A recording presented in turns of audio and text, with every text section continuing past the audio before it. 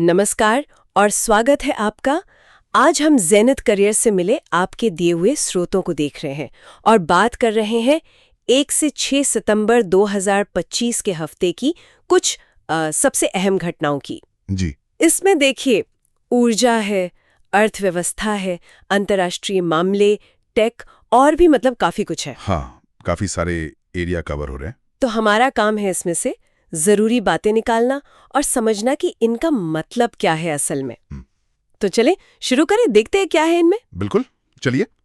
तो सबसे पहले अगर शासन, अर्थव्यवस्था और पर्यावरण की बात करें तो यहाँ काफी एक्शन रहा है। शुरुआत करते हैं राज्य ऊर्जा दक्षता सूचकांक मतलब SEEA 2024 से। ये विद्युत मंत्रालय ने जारी किया है। हाँ, और इसे बनाने में ऊर्जा दक्षता ब्यूरो यानी BEE और AEE का हाथ है।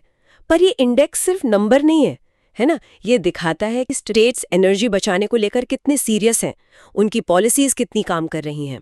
आपने बिल्कुल सही पकड़ा। ये सिर्फ बिजली बचाने तक ही नहीं है। इसमें देखिए 7 क्षेत्र हैं। बिजली कंपनियां हैं, ट्रांसपोर्ट है, खेती, म्युनिसिपल सर्विसेज, इंडस्ट्री, बिल्डिंग्स, मतलब सब कुछ। अच्छा। और 66 अलग अलग इंडिकेटर्स पर राज्यों का परखा गया है। फिर उन्हें अलग अलग कैटेगरी में डाला है, जैसे एस्पिरिन से लेकर फ्रंट रनर्स तक। और इस बार महाराष्ट्र और आंध्र प्रदेश फ्रंट रनर्स में सबसे आगे रहे। ये जानना दिलचस्प है कि भाई इन राज्यों ने ऐसा क्या किया कि टॉप पर है। कुछ खास है इनकी नीतियों में?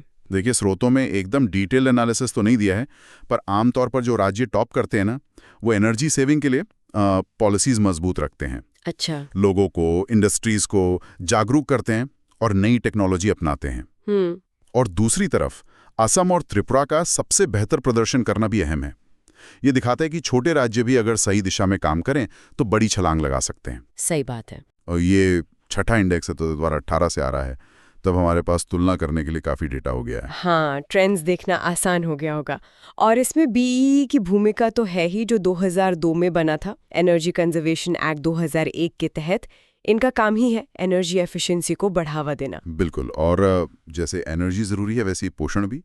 1 से 7 सितंबर तक राष्ट्रीय पोषण सप्ताह मनाया गया। हाँ, हेल्थ मिनिस्ट्री और महिला एवं बाल विकास मंत्रालय मिलकर करते हैं इसे। जी। इस साल की थीम थी eat right for a better life. ये मतलब सिर्फ एक हफ्ते की बात नहीं है, ये एक रिमाइंडर है कि सही खान पान कितना ज़रूरी है रोज़मर्रा की ज़िंदगी में। और ये 1982 से चल रहा है, मतलब काफ़ी पुरानी पहल है ये। सही कहा। अब जरा इकोनॉमी की तरफ देखें। GST काउंसिल की 56वीं बैठक हुई और उसमें एक बड़ा फैसला हुआ टैक्स स्लैब को लेकर। हाँ, ये मैंने भी देखा। पहले जो 5%, 12%, 18% और 28% के 4 स्लैब थे, वो अब खत्म। जी, वो खत्म कर दिए गए हैं। अब मोटे तौर पे सिर्फ 2 स्लैब है, 5% और 18%। तो ये क्या ईज ऑफ डूइंग बिजनेस के लिए है, मतलब सिस्टम को सिंपल बनाने की कोशिश? हाँ, माना तो यही जा रहा है कि टैक्स सिस्टम आसान होगा, कंप्लायंस बढ़ेगा और शायद थोड़ा महंगाई पर भी असर पड़े। लेकिन एक चीज और है। क्या? लग्जरी आइटम्स पर, मतलब विलासिता की वस्तुओं पर 40% का एक नया ऊंचा स्लैब जोड़ा गया है। अच्छा, 40%? हाँ, तो लगता है सरकार रेवेन्यू और थोड़ी सोशल इक्विटी दोनों के बीच बैलेंस बनाने की कोशिश कर रही है। समझी। इकोनॉमी से जुड़ी कुछ और छोटी मोटी खबरें भी हैं, जैसे वित्त वर्ष 2026 की पहली तिमाही में FDI मतलब फॉरेन डायरेक्ट इन्वेस्टमेंट 15% बढ़ा है। ये तो अच्छा संकेत है, खासकर जब दुनिया में थोड़ी अनिश्चितता है। बिल्कुल। और मॉर्गन स्टैनली ने भी भारत की 2025-26 की GDP ग्रोथ का अनुमान बढ़ाकर 6.7% कर दिया है। तो बाहर के एक्सपर्ट्स भी थोड़े ऑप्टिमिस्टिक लग रहे हैं। और एक फैक्ट भी है, कपास यानी कॉटन प्रोडक्शन में गुजरात देश में नंबर 1 है। जी, ये रीजनल इकोनॉमी की अपनी एक ताकत दिखाता है। और एनर्जी सेक्टर में एक और बड़ी कामयाबी मिली है। भारत ने पेट्रोल में 20% इथेनॉल ब्लेंडिंग का जो लक्ष्य था, वो समय से पहले ही हासिल कर लिया। हाँ, ये तो काफी अच्छी खबर है, एनर्जी सिक्योरिटी के लिए भी, किसानों के लिए भी और पर्यावरण के लिहाज से भी। बिल्कुल, तीनों मोर्चों पर फायदा है। और स्टार्टअप्स के लिए भी एक पहल हुई है। DPIIT ने स्टार्टअप इंडिया के लिए ICICI बैंक के साथ पार्टनरशिप की है। मतलब सरकार और प्राइवेट सेक्टर मिलकर स्टार्टअप इकोसिस्टम को सपोर्ट कर रहे हैं। सही। अच्छा, अब जरा पर्यावरण पर आते हैं। एक थोड़ी चिंता वाली खबर है। कोनो कार्पस पेड़ों को लेकर सुप्रीम कोर्ट की बनाई कमेटी ने इन पर पूरे देश में बैन लगाने की सिफारिश की है। कोनो कार्पस, इनको आक्रामक प्रजाति मतलब इन्वेजिव स्पीशीज की लिस्ट में डालने का भी सुझाव है। पर ऐसा क्यों? ये पेड़ तो दिखने में हरे भरे लगते हैं। दिखने में लग सकते हैं, पर हैं ये पर्यावरण के लिए बड़ा खतरा। आक्रामक प्रजाति का मतलब ही है कि ये लोकल पेड़ पौधों को हटाकर तेजी से फैलते हैं, इकोसिस्टम का बैलेंस बिगाड़ते हैं। अच्छा। ये पेड़ पानी बहुत ज्यादा सोखते हैं, भूजल स्तर गिरा देते हैं। इनकी जड़ें इतनी फैलती हैं कि पाइपलाइन, फुटपाथ, यहाँ तक कि बिल्डिंग्स को भी नुकसान पहुंचा सकती हैं। अरे बाप रे। और तो और इनसे एलर्जी भी होती है, अस्थमा, राइनाइटिस जैसी दिक्कतें। गुजरात और तमिलनाडु में तो ये पहले से बैन है, अब बात नेशनल लेवल पर बैन की हो रही है। ये तो वाकई गंभीर बात है, लेकिन पर्यावरण से जुड़ी एक अच्छी खबर भी है। असम में गिद्धों को बचाने के लिए द वल्चर नेटवर्क नाम का पहला पोर्टल लॉन्च हुआ है। हाँ, ये बहुत जरूरी है। वल्चर्स हमारे इकोसिस्टम के क्लीनर हैं एक तरह से, और उनकी आबादी बचाना बहुत महत्वपूर्ण है। सही कहा। और इसी तरह सरकार ने क्रिटिकल मिनरल्स, मतलब वो खनिज जो हमारी टेक्नोलॉजी, डिफेंस, ग्रीन एनर्जी के लिए बहुत जरूरी हैं, जैसे लिथियम, कोबाल्ट वगैरह, उनकी रिसाइकलिंग के लिए 1500 करोड़ रुपए की एक योजना को मंजूरी दी है। ये भी जरूरी है। रिसाइकलिंग से हम अपनी जरूरतें भी पूरी कर पाएंगे और इंपोर्ट पर निर्भरता भी कम होगी। आत्मनिर्भरता और सस्टेनेबिलिटी दोनों के लिए। बिल्कुल। चलिए अब जरा इंटरनेशनल फ्रंट पर चलते हैं। इंटरपोल ने भारत की ईडी, मतलब प्रवर्तन निदेशालय के कहने पर पहली बार पर्पल नोटिस जारी किया है। ये पर्पल नोटिस क्या होता है? हाँ, मैंने भी सुनाई है। इंटरपोल के तो कई तरह के नोटिस होते हैं, रेड, ब्लू, ये पर्पल क्या है? इंटरपोल के कुल 8 तरह के नोटिस होते हैं। पर्पल नोटिस तब जारी किया जाता है जब उन्हें किसी खास अपराध के तरीके, मतलब मोडस ऑपरेंडी, या अपराधियों द्वारा इस्तेमाल की जाने वाली वस्तुओं या ठिकानों के बारे में सदस्य देशों को अलर्ट करना हो या जानकारी मांगनी हो। अच्छा, और भारत वाले मामले में इसका क्या लेना देना है? ये नोटिस भारत में चल रहे एक बड़े ट्रेड बेस मनी लॉन्ड्रिंग यानी TBML के केस से जुड़ा है। TBML मतलब व्यापार की आड़ में काले धन को सफेद करना, जैसे झूठे बिल बनाना, सामान की कीमत कम ज्यादा दिखाना वगैरह। इस केस में शेल कंपनियां और जाली दस्तावेज इस्तेमाल हुए थे। तो इस पर्पल नोटिस से क्या होगा कि इंटरपोल के सभी 196 सदस्य देशों को इस खास तरीके की मनी लॉन्ड्रिंग की जानकारी मिल जाएगी। इससे ऐसे अपराधों को समझना और रोकना आसान होगा। ये ईडी के लिए एक बड़ी कामयाबी कह सकते हैं। हाँ बिल्कुल। और इंटरपोल का हेडक्वार्टर लियोन, फ्रांस में है ना? काफी पुराना संगठन है, 1923 से। जी। अच्छा, एक और अहम इंटरनेशनल डेवलपमेंट लेबनान से जुड़ी है। United nation security council UNSC ने वहां जो पीस कीपिंग फोर्स है यूनिफिल, उसे 2026 तक खत्म करने का फैसला किया है। ओह, यूनिफिल, इसमें तो भारतीय सैनिक भी हैं काफी। इसके पीछे क्या वजह बताई जा रही है? हाँ, इसमें करीब 10,800 सैनिक हैं, जिनमें 1000 के आसपास भारतीय भी हैं। सूत्रों के मुताबिक अमेरिका और इजराइल इसके लिए दबाव बना रहे थे, और कुछ लोगों का मानना है कि ये पीस कीपिंग मिशन अपने जो मकसद थे उनमें पूरी तरह कामयाब नहीं हो पाया।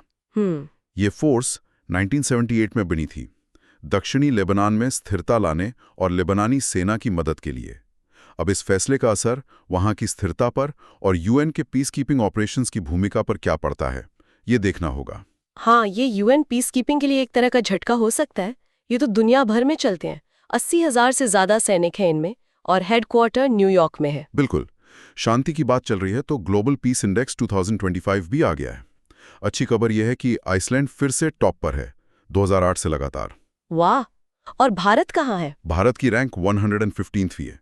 पिछले साल 116 थी और 2023 में 126। तो थोड़ा सुधार तो है, पर अभी भी लंबा सफर तय करना है। और सबसे नीचे कौन है? सबसे कम शांति वाले देशों में इस बार रूस 163वां और यूक्रेन 162वां है। जाहिर है वहां जो चल रहा है उसका असर है। हाँ, वो तो है। अच्छा, और क्या अंतर्राष्ट्रीय खबरें रहीं? 5वां ASEAN India youth summit Guwahati में हुआ। जी, ये युवाओं को जोड़ने के लिए जरूरी है। और एक बहुत बड़ी उपलब्धि है रेमन मैग्सेसे अवार्ड 2025, जिसे एशिया का नोबेल भी कहते हैं, वो भारत के एजुकेट गर्ल्स NGO को मिला है। अरे वाह, ये तो बहुत बढ़िया खबर है। ये लड़कियों की शिक्षा के लिए काम करते हैं ना? जी हाँ, बहुत प्रभावशाली काम है इनका। इनके साथ मालदीव की पर्यावरणविद शाहीना अख्तर और ईस्ट तिमोर की फेवियाना ओटोनियो एल विलानोना को भी मिला है, जो गरीबी और हिंसा पीड़ितों के लिए काम करती हैं। ये दिखाता है कि एशिया में जमीनी स्तर पर कितना महत्वपूर्ण काम हो रहा है। बिल्कुल। चलिए अब थोड़ा टेक और एविएशन की तरफ चलते हैं। एयर इंडिया एक्सप्रेस अब IATA मतलब इंटरनेशनल एयर ट्रांसपोर्ट एसोसिएशन की मेंबर बन गई है। ये चौथी भारतीय एयरलाइन है। हाँ। इसका मतलब क्या है एयरलाइन के लिए और पैसेंजर्स के लिए? देखिए, IATA की मेंबरशिप एक तरह से क्वालिटी का ठप्पा है। इससे एयरलाइन को ग्लोबल पहचान मिलती है, वो इंटरनेशनल स्टैंडर्ड जैसे सेफ्टी, ऑपरेशंस वगैरह आसानी से अपना पाती है और IATA के नेटवर्क का फायदा उठा सकती है। अच्छा। अंत में इससे उम्मीद यही है कि यात्रियों को बेहतर और ज्यादा सुरक्षित सर्विस मिलेगी। Air India, spice jet, Indigo पहले से ही सदस्य हैं। और IATA का हेडक्वार्टर्स मॉन्ट्रियल, कनाडा में है। 1945 में बना था। भारत का एविएशन मार्केट भी तेजी से बढ़ रहा है। वैट्स रिपोर्ट के मुताबिक दुनिया का 5वां सबसे बड़ा मार्केट है, 211 मिलियन यात्री। जी, और टेक में एक और मील का पत्थर, HCL और ISO ने मिलकर भारत का पहला मेड इन इंडिया 32-बिट माइक्रो प्रोसेसर विक्रम 32001 लॉन्च किया है। इसे सेमिकॉन इंडिया 2025 में दिखाया भी गया है। ये तो वाकई बड़ी खबर है। अपना प्रोसेसर होना इलेक्ट्रॉनिक्स में, स्ट्रेटेजिक सेक्टर्स में आत्मनिर्भरता के लिए कितना कितना जरूरी है। बिल्कुल, ये दिखाता है कि भारत अब सेमीकंडक्टर डिजाइन और मैन्युफैक्चरिंग में आगे बढ़ रहा है। और इसी तरह AI का इस्तेमाल भी देखिए कैसे बढ़ रहा है। आदिवासी भाषाओं को बचाने के लिए AI बेस्ड ट्रांसलेटर आदिवाणी का बीटो वर्जन लॉन्च हुआ है। आदिवाणी, ये किसने बनाया है? इसे जनजातीय मामलों के मंत्रालय ने डेवलप किया है। ये टेक्नोलॉजी का समाज के लिए इस्तेमाल का एक बहुत अच्छा उदाहरण है। हाँ बिल्कुल, और ग्लोबल लेवल पर भी AI को लेकर काफी चर्चा है। UN जनरल असेंबली ने साइंटिफिक पैनल ऑन AI और global dialogue on AI governance जैसी पहल शुरू की हैं। हाँ, ये जरूरी भी है। AI जितनी तेजी से बढ़ रहा है, उसके एथिकल और सोशल पहलुओं पर ध्यान देना ही होगा। सही बात है। सुरक्षा के लिहाज से देखें तो केरल के कासरगोड में कोस्ट गार्ड और ICAR मतलब कृषि अनुसंधान परिषद मिलकर एक रडार स्टेशन लगा रहे हैं समुद्री निगरानी के लिए। जी, और खेल और टेक का एक दिलचस्प मेल भी हुआ। ICC ने महिला क्रिकेट को बढ़ावा देने के लिए गूगल के साथ पार्टनरशिप की है। हाँ, इसमें विमेन वर्ल्ड कप 2025 और T20 वर्ल्ड कप 2026 शामिल है। गूगल की टेक्नोलॉजी जैसे जेमिनी AI, पिक्सल फोन वगैरह का इस्तेमाल करके फैंस का एक्सपीरियंस बेहतर बनाने की कोशिश होगी। ये दिखाता है कि विमेन क्रिकेट कितना पॉपुलर हो रहा है और कैसे टेक उसमें इंटीग्रेट हो रहा है। हाँ, अच्छा, अब थोड़ा स्पोर्ट्स और कल्चर की तरफ चले। मिनर्वा एकेडमी फुटबॉल क्लब ने तो कमाल ही कर दिया। उन्हें खेल मंत्रालय ने सम्मानित किया है। हाँ। क्यों, क्या खास किया इन्होंने? इन्होंने 2025 के एक ही सीजन में यूरोप की 3 बड़ी यूथ ट्रॉफी जीत ली। Gothia cup Sweden, Dana cup Denmark और नॉर्वे कप नॉर्वे। इसको यूरोपियन ट्रेबल कहा जा रहा है। Oh wow. और गोथिया कप को तो यूथ वर्ल्ड कप भी कहते हैं। ये इंडियन फुटबॉल के लिए खासकर ग्रासरूट लेवल पर बहुत बड़ी बात है। शानदार। तीरंदाजी में भी भारत अच्छा कर रहा है। World championship Gwangju south Korea में हो रही है। पिछली बार बर्लिन में भारत टॉप पर था, 3 गोल्ड और 1 ब्रॉन्ज के साथ। हाँ, उम्मीद है इस बार भी प्रदर्शन अच्छा रहेगा। और खेलो India water sports festival Madhya Pradesh में हुआ और north east badminton championship Tripura में शुरू हुई है, जिसमें रीजनल टैलेंट को मौका मिल रहा है। और इंडिविजुअल लेवल पे प्रणव वेंकटेश ने फुजेरा सुपर मास्टर्स जीता है और S रोहित कृष्णा भारत के 89th चेस ग्रैंड मास्टर बन गए हैं। मतलब नई प्रतिभाएं लगातार आ रही हैं। हाँ, ये अच्छी बात है। टेनिस में सिंसिनाटी ओपन के विनर रहे कार्लोस अल्कराज और ईगा स्वियाटेक। और भारत में Indian tennis premiere league TPL का 7वां सीजन अहमदाबाद में होगा। ठीक है। कल्चर की बात करें तो उड़ीसा में नुआखाई त्योहार मनाया गया और एक थोड़ी दिलचस्प जियोपॉलिटिकल चीज है तितास नदी को लेकर। तितास नदी? हाँ, ये निकलती तो त्रिपुरा से है, अगरतला के पास से, पर बहती बांग्लादेश में है। तो त्रिपुरा के मुख्यमंत्री ने इसके पानी के इस्तेमाल की इजाजत मांगी है बांग्लादेश से। ये दिखाता है कि पानी जैसे रिसोर्स कैसे पड़ोसी देशों के बीच कितने सेंसिटिव इशू हो सकते हैं। बिल्कुल। अच्छा, प्रधानमंत्री नरेंद्र मोदी को फ्रांस का सबसे बड़ा सिविलियन ऑनर मिला है, grand cross of the legion of honour. जी, और कल्चरल हेरिटेज के लिए एक अच्छी खबर है। महाराष्ट्र मिलिट्री लैंडस्केप, जिसमें महाराष्ट्र और तमिलनाडु के किले शामिल हैं, उसे यूनेस्को वर्ल्ड हेरिटेज की टेंटेटिव लिस्ट में शामिल किया गया है। अरे वाह, ये बहुत अच्छा है। हाँ, कुछ और मिक्स खबरें हैं, जल्दी से देख लेते हैं। सिटी यूनियन बैंक ने अपना 120वां स्थापना दिवस मनाया। गुजरात में एक रेयर मिनरल ज़ोएज़ाइट मिला है। ज़ोएज़ाइट? हाँ। महाराष्ट्र ने फैक्ट्री और दुकानों में काम के घंटे 12 से घटाकर 10 कर दिए हैं। मेघालय ने टूरिज्म के लिए ऑटम कैलेंडर लॉन्च किया है और भारत की infant mortality rate IMR record लो पर आ गई है, 25 प्रति हजार जीवित जन्म। यह हेल्थ सर्विसेज में सुधार का एक बड़ा इंडिकेटर है। ये वाकई बहुत अच्छी खबर है। कुछ इंटरनेशनल मिक्स न्यूज भी है शायद। भूटान साउथ ईस्ट एशिया का पहला रूबेला फ्री देश बन गया है, WHO ने घोषित किया है। वहीं नेपाल ने कई सोशल मीडिया प्लेटफॉर्म बैन कर दिए हैं। ओ, कौन कौन से? लिस्ट में फेसबुक, व्हाट्सएप, इंस्टाग्राम, यूट्यूब समेत 26 प्लेटफॉर्म हैं। अच्छा। मशहूर फैशन डिजाइनर जॉर्जियो अरमानी का निधन हो गया 91 साल की उम्र में। जोमैटो ने शाहरुख खान को अपना ब्रांड एम्बेसडर बनाया है।